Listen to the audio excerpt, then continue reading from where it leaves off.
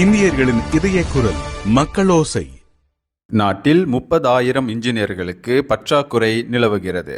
இதனை டிவெட் எனப்படும் தொழில்நுட்பம் தொழில் பயிற்சி கல்வி பயிற்சி திட்டங்களின் கீழ் நிவர்த்தி செய்ய முடியும் என்று பிரதமர் டத்தோஸ்ரீ அன்வார் இப்ராஹிம் கூறினார்.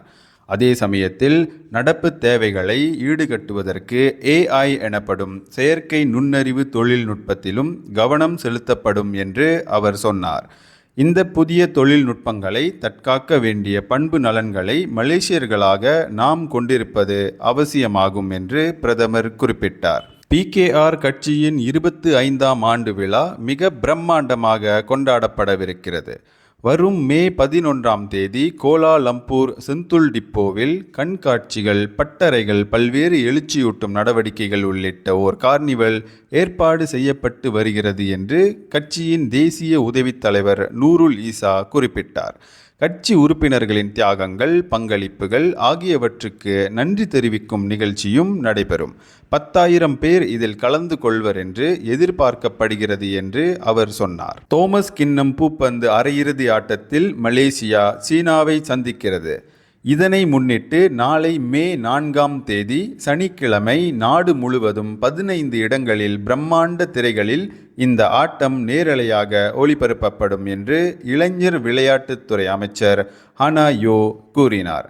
கோலாலம்பூரில் டத்தாரான் மர்டேக்கா, புத்ராஜயாவில் உள்ள டத்தாரான் புத்ராஜயா ஆகிய இடங்களும் இதில் அடங்கும் என்று அவர் சொன்னார். வாகனம் ஓட்டிச் சென்ற போதே மூத்த பிரஜை ஒருவர் மாரடைப்பு ஏற்பட்டு உயிரிழந்தார். இதன் காரணமாக அவரின் கார் மற்றொரு வாகனம் மீது மோதி விபத்துக்குள்ளானது என்று பத்துபாகாட் OCPD ACP இஸ்மாயில் டோலா கூறினார்.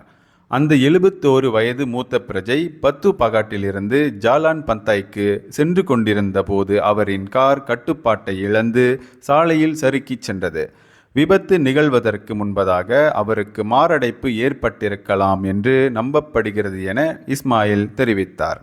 விவேக கை தொலைபேசியில் உள்ள மொழிபெயர்ப்பு செயலியை பயன்படுத்தி தகவல் அனுப்பியதை தொடர்ந்து ஸ்கேம் கும்பலிடம் சிக்கி பெரு நாட்டில் ஒரு பங்களாவில் அடைத்து வைக்கப்பட்டிருந்த 43 மலேசியர்கள் மீட்கப்பட்டனர். இந்த 43 பேரில் 2 தாங்கள் அடைக்கப்பட்டிருந்த பங்களாவின் வேலிச்சுவரை தாண்டி வெளியே வந்தனர். அங்கிருந்து அவர்கள் தங்களின் விவேக கை தொலைபேசியில் உள்ள மொழிபெயர்ப்பு செயலியை பயன்படுத்தி அமலாக்க பிரிவுக்கு தகவல் கொடுத்தனர்.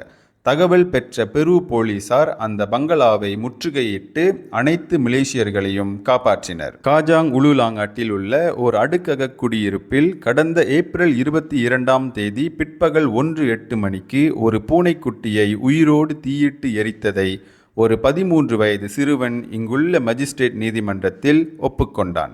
இதுவரை பள்ளி பக்கமே சென்றிராத அந்த சிறுவன் மஜிஸ்ட்ரேட் சித்தி நோராஸ்னி நிக் முகமது ஃபைஸ் முன்னிலையில் நிறுத்தப்பட்டான். இச்சம்பவத்தில் சம்பந்தப்பட்ட மேலும் 2 போலீஸ் தேடி வருகிறது.